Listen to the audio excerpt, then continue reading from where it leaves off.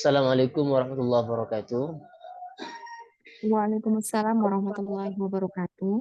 Bismillahirrahmanirrahim. Alhamdulillahirabbil alamin.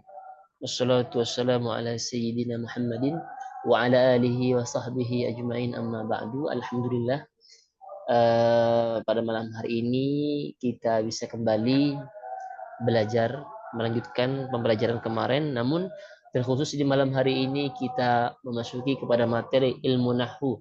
Uh, Tidak, biasanya sebelum pindah ke nahwu dari surah kita masuk kepada praktik, tapi pada malam hari ini saya sengaja langsung ke pada khabar ya. Nanti untuk praktiknya gampang mengenai yang kaidah ilmu suruf yang kemarin, khususnya wazan af'ala. Baik, selanjutnya kita awali dengan pembacaan Al-Fatihah dengan harapan semoga mudah-mudahan Al-Fatihah ini bisa menjadi pengantar kita mendapatkan keberkahan, keselamatan dunia dan akhirat, dan kita khususkan kepada pengarang kitab yang kita pelajari pada malam hari ini, ala hadhihi niyyah wa ala kulli niyatin shalihah ila hadratin bil mustafa sallallahu alaihi wasallam wa ila muallif hadzal kitab wa ila salamatina wa najihna fid dunya wal akhirah sya'ulina lana lahum al-Fatihah. أعوذ بالله من الشيطان الرجيم بسم الله الرحمن الرحيم الحمد لله رب العالمين الرحمن الرحيم مالك يوم الدين إياك نعبد وإياك نستعين اهدنا الصراط المستقيم صراط الذين أنعمت عليهم غير المغضوب عليهم ولا الضالين رب اغفر لي آمين. Baik, kita langsung memulai kepada materi. Ini materi lanjutan dari pembahasan sebelumnya. Masih ingat ibu-ibu, sebelumnya kita bahas tentang apa? Naibul fa'il. Naibul fa'il atau al-ismul ladzi lam yusamma fa'iluhu. Dalam kurung naibul fa'il. Kita sudah bahas kemarin. Dan termasuk ini masih dalam lingkup isim-isim yang dibaca rofa. Dan malam hari ini juga pembahasannya masih dalam lingkup isim-isim yang dibaca rofa, yang i'rabnya itu dengan cara dirofakkan. Bismillahirrahmanirrahim. Qala musannif rahimahullah ta'ala wa nafa'na bihi wa bi'ulumi fid dharaini amin. Babul mubtada'i wal khabari. Babul mubtada'i wal khabari. Artinya bab menerangkan tentang mubtada dan khabar. Apa itu mubtada dan apa itu khabar? Kita baca biar bisa memahami definisi dari masing-masing mubtada dan khabar. Kalau sampai nanti pembahasannya ke khabar, maka kita tahu apa itu khabar. Untuk pertama kita di mubtada.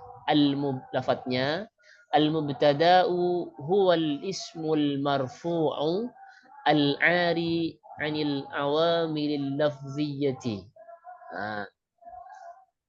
Ini definisi daripada mubtada. Yang khabar, wal khabaru huwal ismul marfu'u al musnadu ilaihi nahwu qawlika zaidun qa'imun waz-zaidani qa'imani waz-zaiduna qa'imuna. Itu contohnya mubtada sekaligus khabarnya. Karena kaidahnya di mana ada mubtada, di situ ada khabar. Setiap ada mubtada pasti ada khabar. Itu satu paket yang tidak bisa dipisahkan. Terkecuali nanti ada hal-hal yang mengecualikan. Baik, itu lafadznya definisi mubtada dan khabar. Artinya adalah itu nomor satu, ada kodenya ibu ya. Mubtada adalah isim yang dibaca rafa, yang tidak ada amil lafziyah. Apa amil lafziyah? Amil yang berbentuk lafaz. Amil yang berbentuk lafaz. Coba kita agak ke atasin. Langsung keterangannya ini. Itu adalah pengertian daripada mubtada. Kemudian apa yang disebut dengan khabar. Apa itu khabar? Ini khabar ini Bu. Ini Bu ya. Ini khabar. Ini tadi yang mubtada. Ini mubtada. Sudah, definisinya sudah. Khabar adalah isim yang dibaca rofa. Sama-sama dibaca rofa berarti. Mubtada tadi dibaca rofa, khabar juga dibaca rofa. Yang disandarkan kepada mubtada'nya. Jadi khabar sekali lagi adalah isim yang dibaca rofa yang disandarkan kepada mubtada'nya. Langsung contohnya. Ini kita masuk kepada contoh. Zaidun qaimun. Terjemahnya Zaidun ada, ini terjemah secara lengkapnya sesuai dengan kedudukannya. Zaidun qaimun. Zaidun itu mubtada, qaimun adalah khobarnya. Kalau diterjemahkan secara makna, Zaidun adapun Zaid, qaimun ialah orang yang berdiri. Jadi adapun itu adalah menunjukkan sebuah mubtada. Mubtada itu kalau lafaz berupa mubtada kedudukannya, maka artinya menimbulkan kalimat adapun. Makanya Zaidun adapun Zaid, qaimun ialah orang yang berdiri. Zaidun qaimun adapun Zaid ialah qaimun orang yang berdiri. Kemudian contoh berikutnya itu yang sama-sama isim mufrad yang pertama tadi. Yang berikutnya wazaidani qaimani.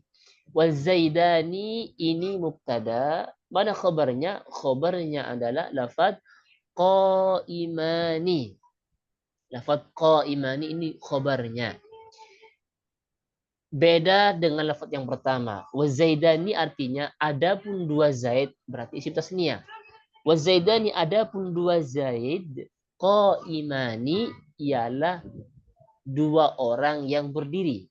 Qaimani ialah dua orang yang berdiri. Ada ialahnya kalau khabar. Kemudian yang ketiga contohnya adalah wazaiduna qaimuna.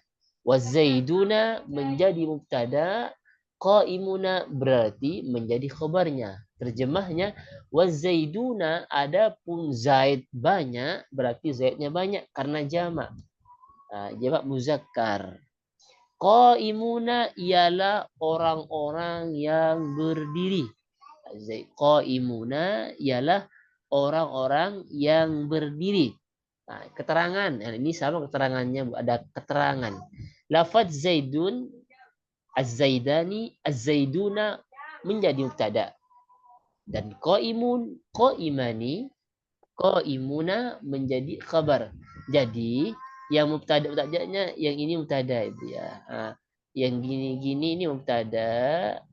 Kemudian ini juga mubtada. Kemudian ini juga mubtada.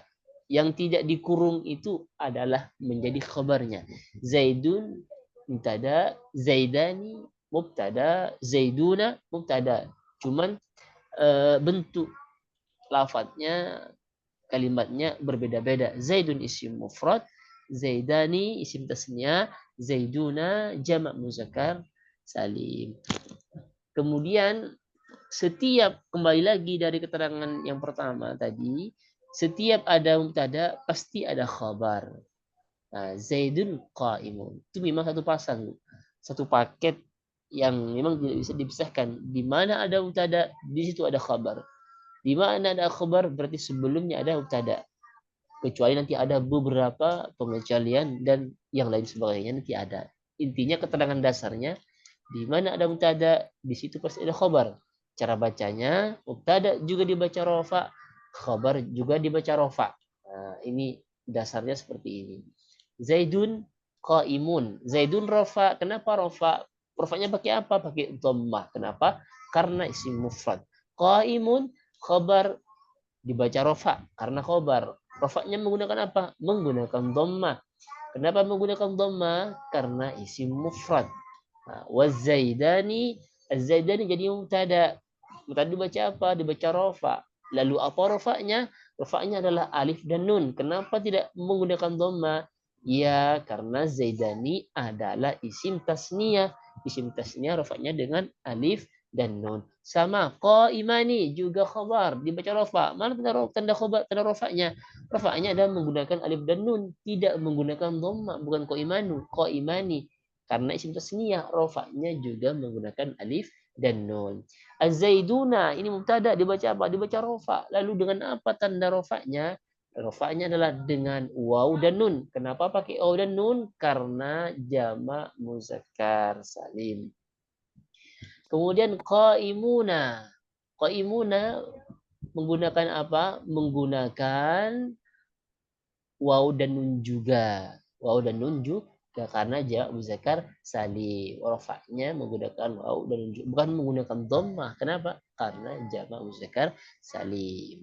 Jadi menggunakan waw dan nun. Itulah sekilas tentang mubtada dan khabar. Sebelum nanti masuk kepada pembagian seperti pembagian-pembagian di isim rofa yang sebelumnya Ibu. Ada mubtada isim dhamir, nanti ada yang isim dhahir. Nah, untuk dasarnya kita pahami dulu apa itu mubtada, apa itu khabar, seperti apa contoh-contohnya. Dan kalau dilihat dari contoh yang ketiga ini, Zaidun qaimun, Zaidani qaimani, Zaiduna qaimuna, bisa kita simpulkan bahwasanya antara mubtada dan khabar harus cocok. Kalau Zaidun isim mufrad sebagai mubtada, maka qaimun sebagai khabar juga harus isim mufrad. Zaidani sebagai mubtada menjadi isim tasniyah, maka khabarnya juga berupa isim tasniyah. Qaimani. Zaiduna isim jamak, maka khabarnya juga berupa jamak. Artinya harus sama, harus sama, tidak boleh beda. Seperti itu. Nah, dari sini ada kira-kira yang perlu diulangi mengenai penjelasannya. Ini penjelasan dasar dulu Ibu. Kalau sudah paham ini secara detail, secara mudah. Silahkan Ibu Mi atau Ibu Isi untuk bertanya kalau masih ingin ditanyakan. Kalau tidak, kita lanjut kepada penjelasan berikutnya. Bagaimana Ibu Isi, Ibu Mi? Apaan Pak Ustadz ya, Uh, ada yang mau ditanyakan. silahkan. Tadi kan mubtada pengertiannya kan adalah isim Uh, yang dibaca rofa yang tidak ada amil lafzinya atau uh, amil yang berbentuk lafaz. Nah, uh, yang maksud amil lafzi ini apa contohnya Pak Ustadz? uh, Masih belum masih belum iya terbayang. ya. Adalah isim yang dibaca rofa yang tidak ada amil lafzi, amil yang berbentuk lafaz. Amil Iya, yang maksudnya amil ya, berbentuk lafaz. amil yang berbentuk lafaz itu berarti seperti huruf-huruf. Contohnya apa ya kira-kira ya? Amil kayak amil itu seperti huruf jer. Itu juga termasuk bagian dari amil. Saya cari contoh dulu Ibu ya, cari contohnya mengenai mubtada yang seperti kemasukan amil.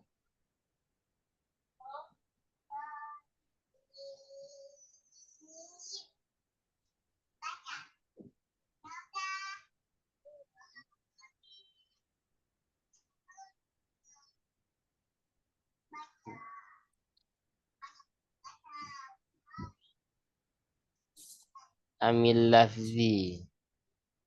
Amil lafzi itu amilnya nampak. Bisa kelihatan. Contoh biasanya amil lafzi sama dengan amil nasab, amil jazm itu juga dikategorikan nanti amil-amil lafzi, amil lafat yang masuk kepada sebuah kalimat itu. Kemudian kita cari contohnya yang langsung mempengaruhi terhadap mubtada.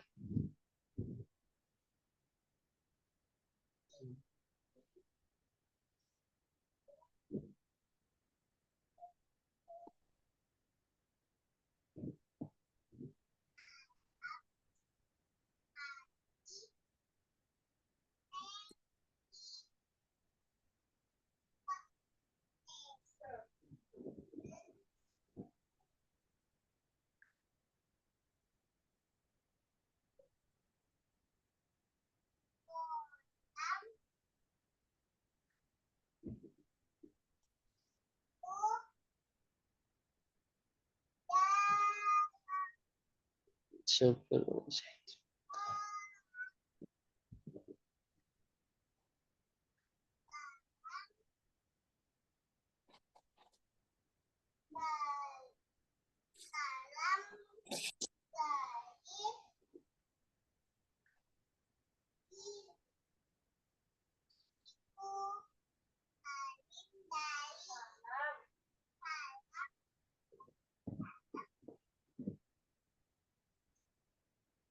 Apa kira-kira contohnya Ibu ya?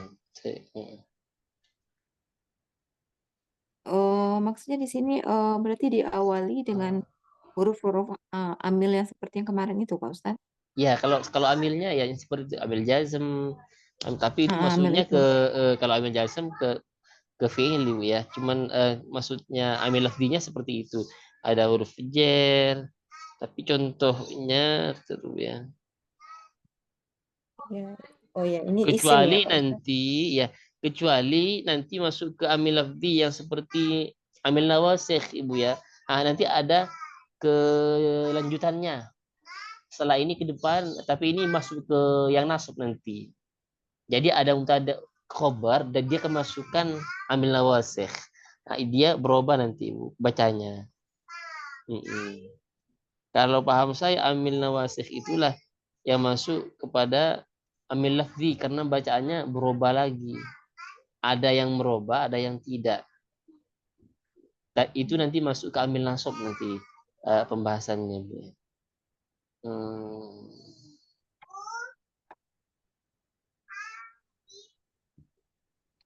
Seperti kemasukan inna.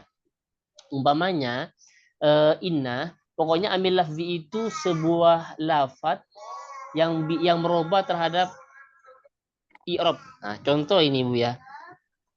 Di lafaz yang pertama Zaidun qaimun. Nah, udah detail karena Zaidun rofa karena jadi tada.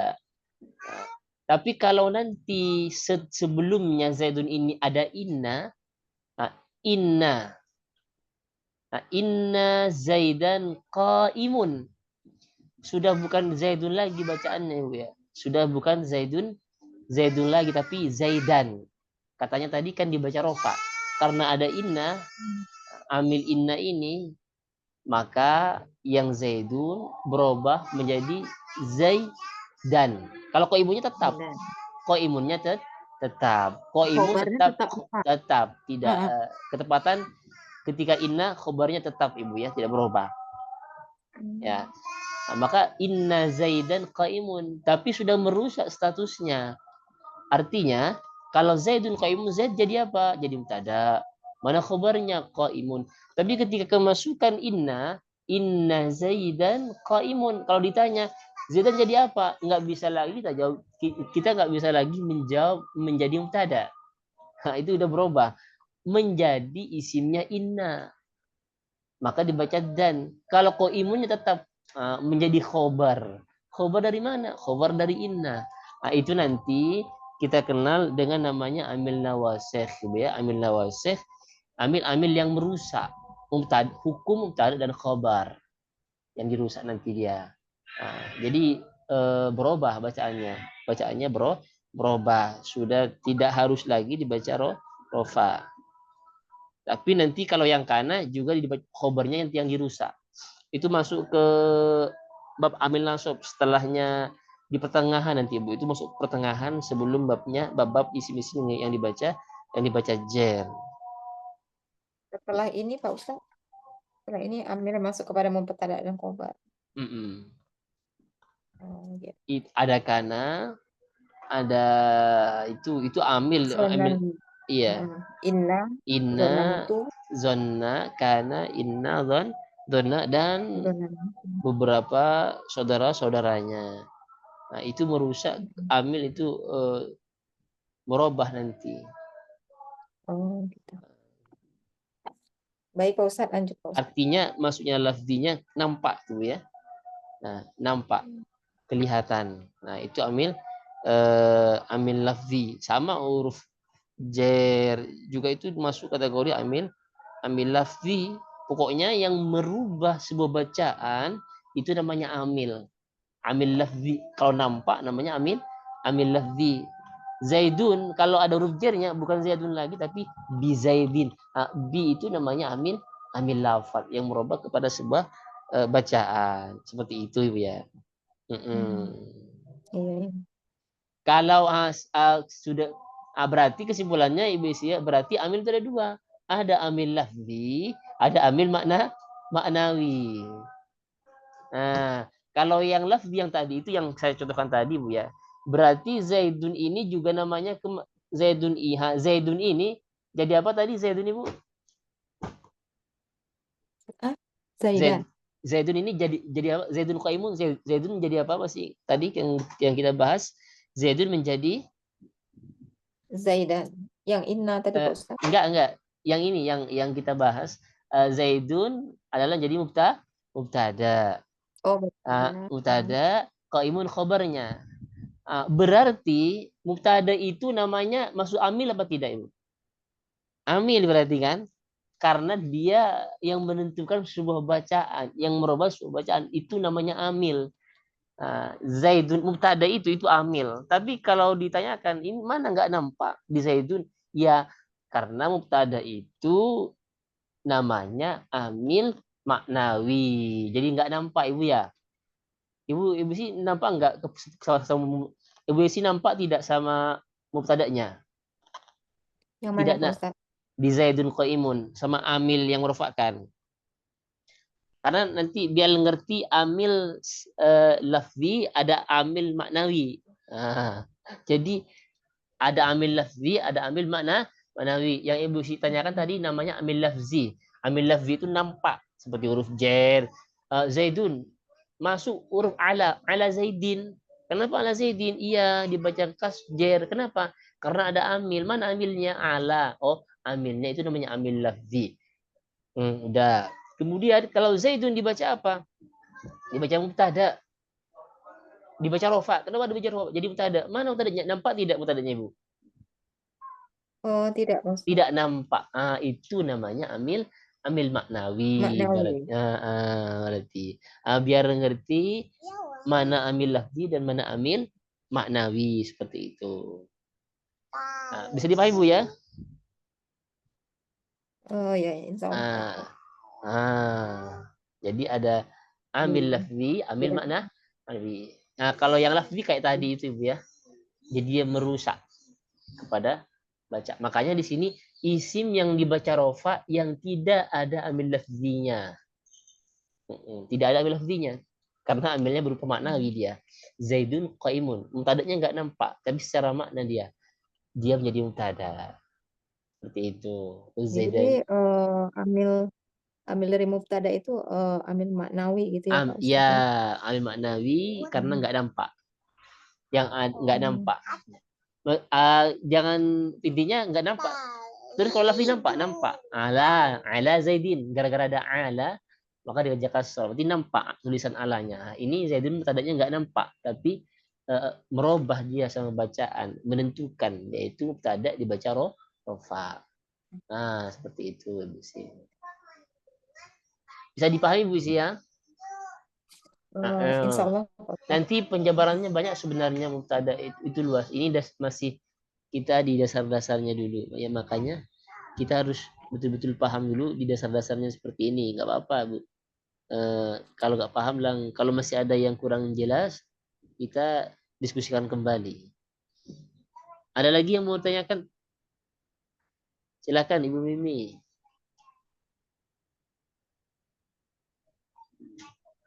Lanjut dulu Ustaz. Intinya pasang-pasangan dia Ibu Mimi, pasang-pasangan. Dia dua pasang. Dia pasangan sejoli dia nggak bisa dia. Kecuali nanti yang ya kembali lagi segala sesuatu pasti ada pengecualiannya Ibu ya. Tapi Ada dasar kaidah syariah. iya, kullu syai'in mustafnayat. Segala sesuatu pasti ada pengecualiannya. Jadi nanti kalau ada kaidah-kaidah yang tidak sesuai, itu bisa kepada pengecualiannya nanti. Yang penting kita paham dulu kaidah dasarnya. Sepasang cocok harus sama ya, ya. Zaidun qaimun, zaidani qaimani, zaiduna qaimuna. Harus sama dalam segi jenis lafadznya. mufrad, tasniah jamak. Seperti itu. Nah, itu mengenai definisi dan maksud daripada mubtada serta khabar. Bisa kita lanjut apa gimana? Udah Lanjut bisa Pak ya. Ustadz. Udah, kita lanjut. Heeh, Kita lanjut iya. dulu. Kita kayaknya kembali lagi ke lafaz ini. Kembali lagi ke lafaz dulu.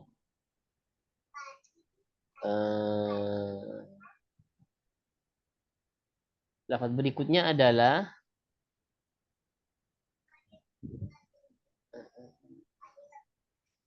wal mubtaha, masuk kepada mubtada.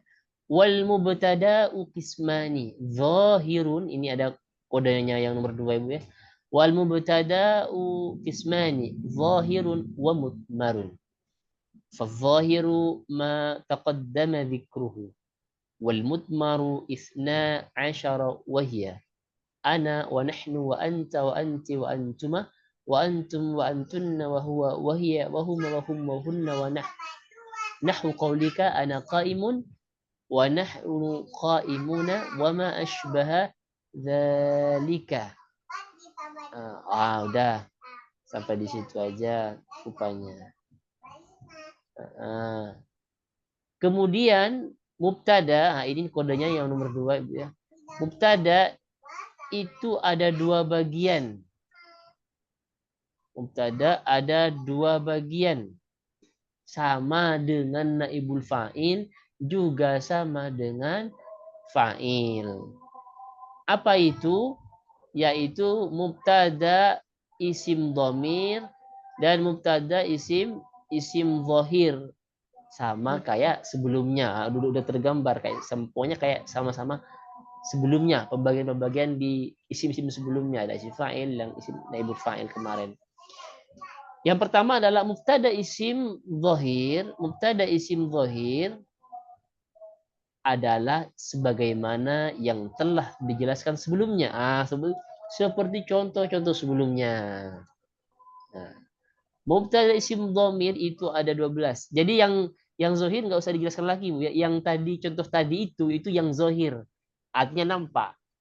Nah, tadi kan apa? Zaidun ada, qaimun ada. Zaidun mubtada'nya ada, qaimunnya ada, sama-sama nampak. Itulah isim dhamir yang tadi itu yang telah kita bahas. Sekarang mubtada isim dhamir ada 12. Ana, wa nahnu, wa anta, anti, antuma, antunna, antum, antunna, wa hiya, huma, hum, hunna. Ini semuanya jenis-jenis mubtada berupa isim dhamir. Contoh, ana qaimun wa nahnu qaimuna. Nah, mana mubtada'nya? Ini mubtada'nya. Kemudian ini mubtada'nya. Ana qaimun. Ana adapun saya qaimun ialah orang yang berdiri. Itu kalau diterjemahkan secara makna. Kalau lebih simpel lagi cara terjemahnya ana qaimun, saya berdiri. Nah, habis secara lengkap ana adapun saya qaimun ialah orang yang berdiri. Ana menjadi mubtada. Mubtadanya berupa isim apa namanya? Isim dhamir. Kenapa isim dhamir? Karena dia tidak nampak. Katanya tadi dibaca rofa. Kok ana itu kok enggak anu? Enggak, itu namanya isim dhamir. Isim dhamir hukumnya mabni. Isim dhamir itu pendiriannya kuat, tidak boleh dirubah-rubah isim dhamir.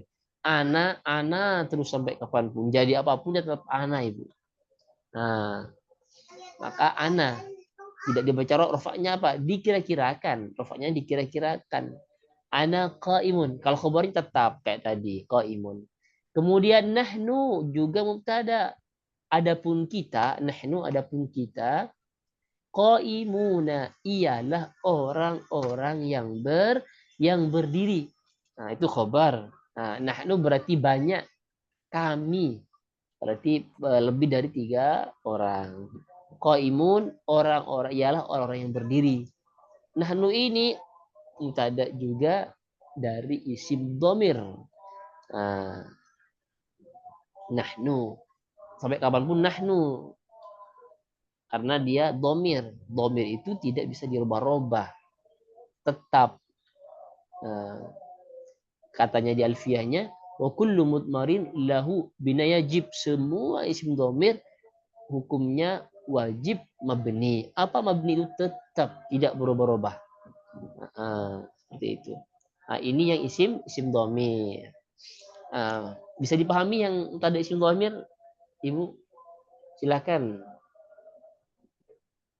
Sama kayak sebelumnya mengenai domir. Ada yang perlu ditanyakan, Ibu Esi, silakan. Lanjut dulu Pak Ustadz. Lanjut karena ya kayak sebelumnya sistemnya. Ada sama-sama ada isim domirnya. Kemudian selanjutnya kita masuk kepada ini. Wal khabar. Khabar ini udah agak beda pembagiannya, Ibu.